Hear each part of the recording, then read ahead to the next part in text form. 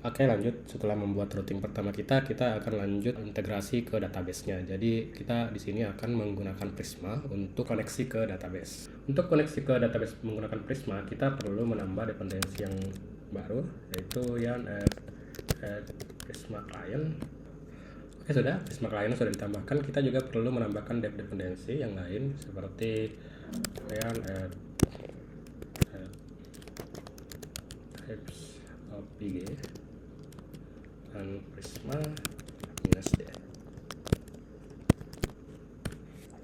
Oke, di sini Prisma sudah ditambahkan ke dalam database kita. Saya akan lanjut menginisialisasi Prismanya. Di sini dari wrap terminal yang saya pakai udah dikasih bantuan. Saya bisa langsung yang Prisma minus init.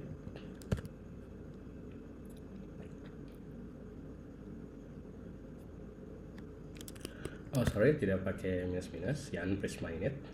Oke, setelah berhasil kita akan melihat satu folder baru dari Prismanya dan di sini ada schema.prisma. Sini kita hapus komentarnya saja. Oke, provider udah bener ya, PostgreSQL, terus URL-nya dari .env database URL. Untuk mengakses .env kita membutuhkan dependensi lain yang bisa kita install dengan cara yang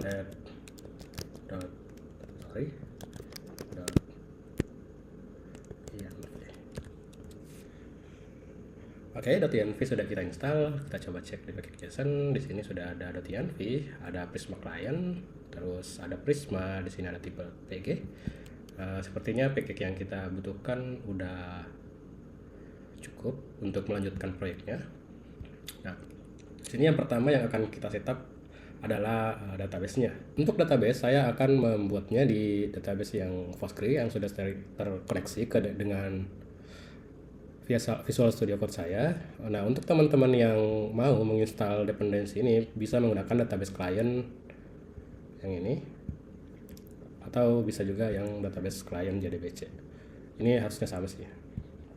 Cuma nggak tahu di komputer saya keinstall dua-duanya. Nah, di sini kita akan membuat database baru. Create database cells. Kita pakai underscore aja cells database.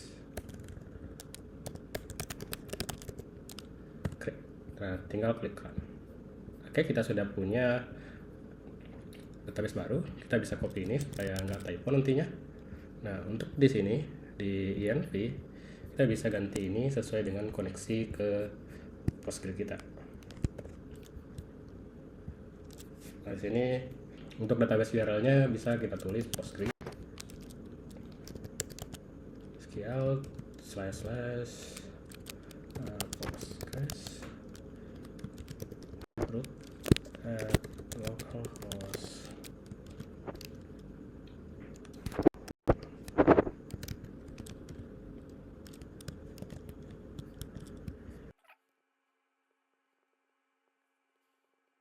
Sini teman-teman bisa lihat kalau ini adalah PostgreSQL, kita tulis kalau misalnya kita mau ganti di sini MySQL, berarti kita tulisnya di sini MySQL. Terus Postgres. Nah, Postgres ini itu username saya, terus root ini adalah password. Kalau kita buka ini root ini password di localhost saya. Terus localhost itu sama dengan 127.0.0.1 itu localhost IP-nya. Terus untuk portnya 5432. Terus nama database yang kita gunakan adalah sales database. Jadi itu adalah susunan database URL yang akan kita gunakan. Oke, selanjutnya setelah membuat konfigurasi database dan di sini di env-nya kita perlu nambahin satu atau dua baris kode di bagian index.ts ini agar env-nya terbaca. Kita lihat saja import.env from .env.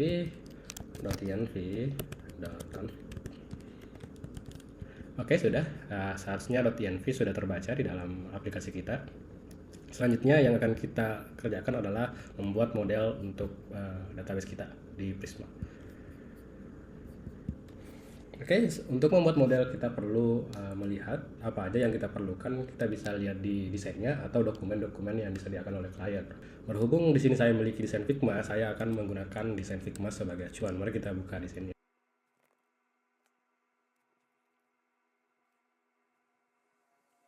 Oke, di sini desainnya sudah muncul. Kita bisa lanjut membuat modelnya. Yang pertama yang akan kita buat pastinya model user. Di sini untuk model user sudah kita bisa nambahin field name, username, password, dan kemungkinan saya akan menambahkan role juga.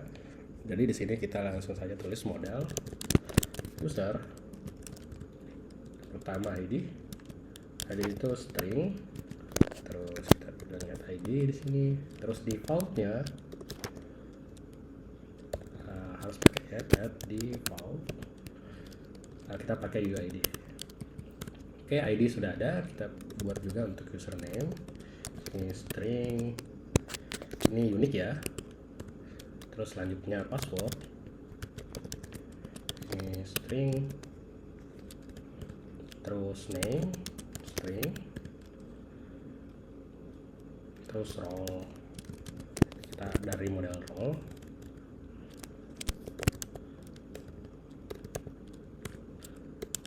Is active. Nah, is active ini boolean. Jadi nantinya ketika admin menghapus user, kita sebenarnya tidak menghapus user, kita jadikan aja dia tidak aktif. Jadi di sini defaultnya false ya. Tambahin default, add default to false. Terus created add. Itu nanti dia datetime. Terus default kita ambil now.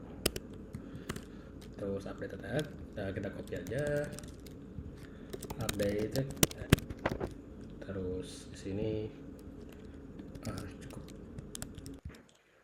Oke, selanjutnya di sini ada role yang error. Di sini role is neither a build type nor refer to another model, composite type or enum. Nah, di sini kita bisa buatkan model untuk role.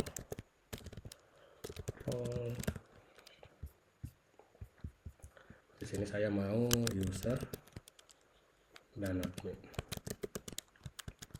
Kita enter supaya dia error.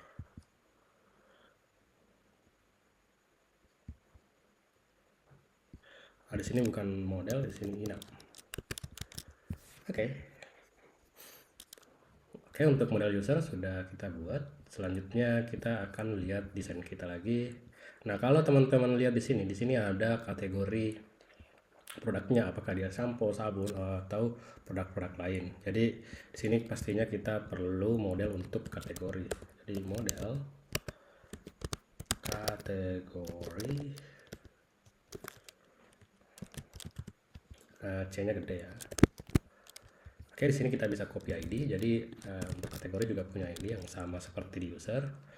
Terus selain itu kita punya nama kategorinya. Nah, di sini harus unik ya. Terus created add and updated add. Harusnya updated add tidak punya default ya. Jadi kalau dia belum pernah diupdate, dia diberi 0. Oke, untuk kategori sepertinya sudah cukup. Di sini tidak ada hal lain yang bisa kita tambahkan dari kategori. Selanjutnya yang pastinya kita akan buat produknya. Model produk.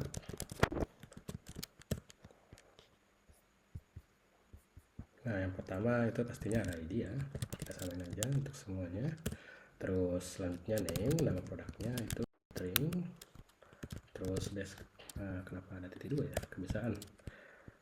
Description, terus string, kategori ID.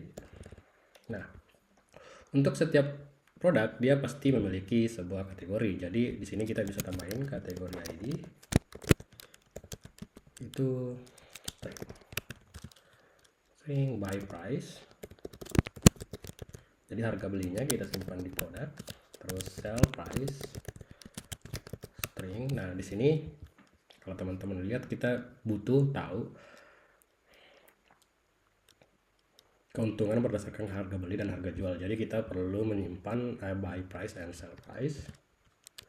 Dan kita juga perlu tahu sisa stoknya berapa. By the way, di sini bukan string ya. Sini int. Sini juga integer. Nah, terus setelah stok biasa created add, updated add.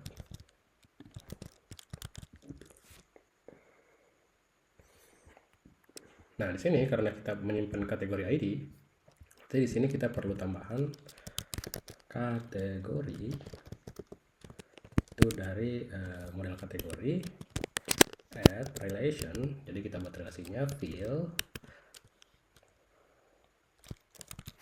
kategori ID itu mereference ke ID. Kenapa pakai?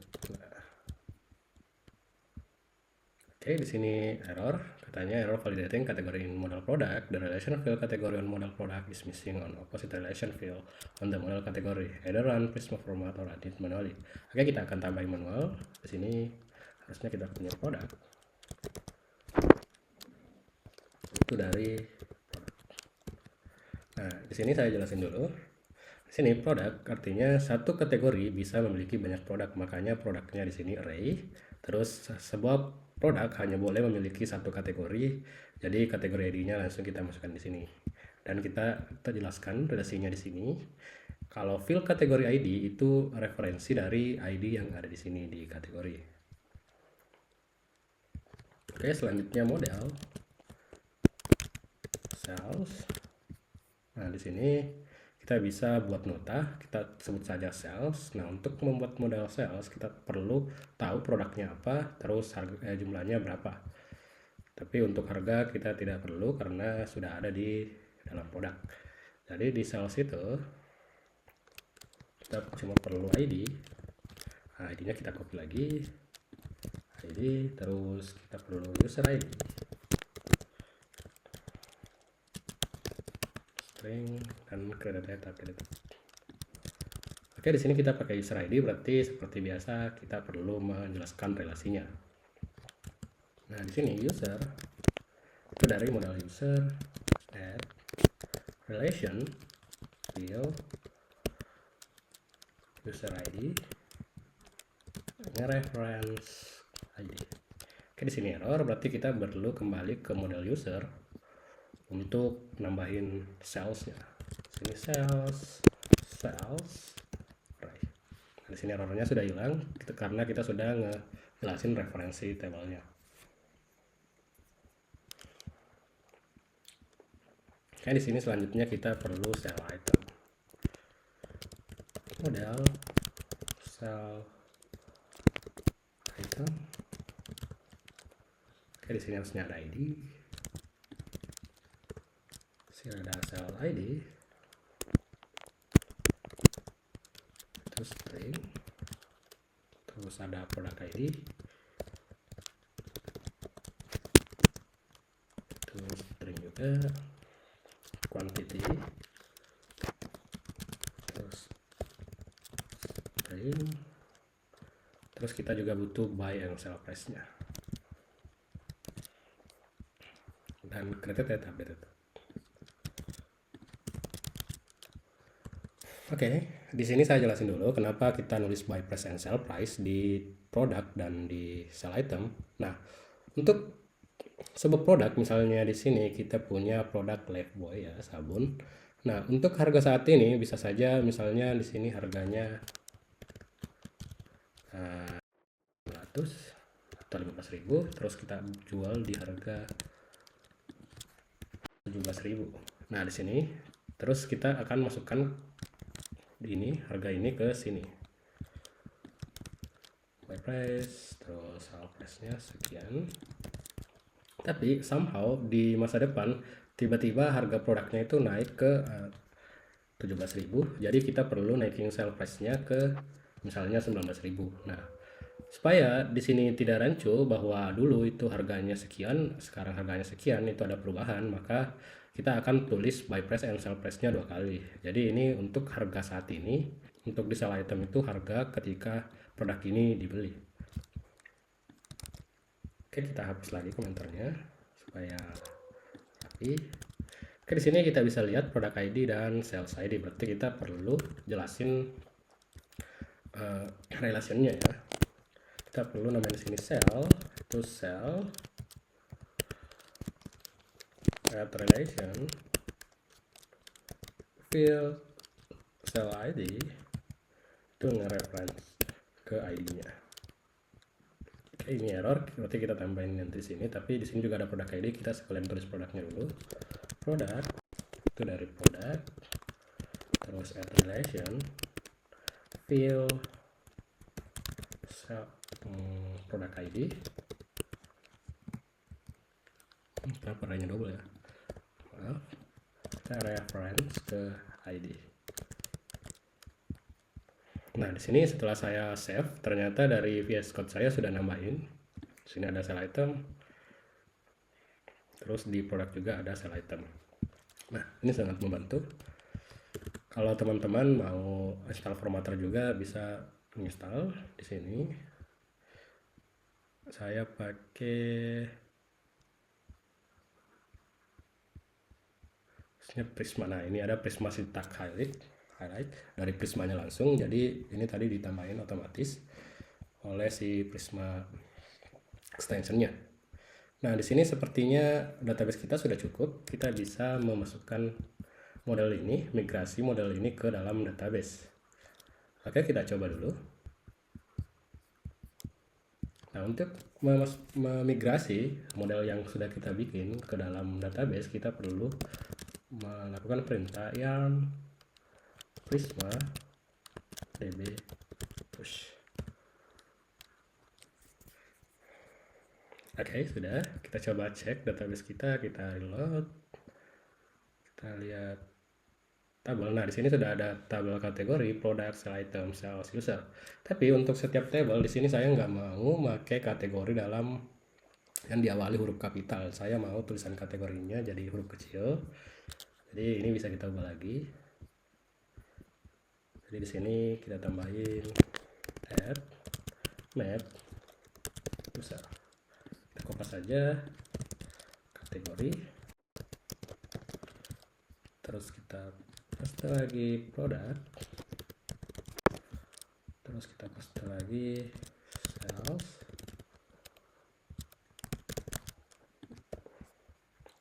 Kita paste lagi di sini sales underscore.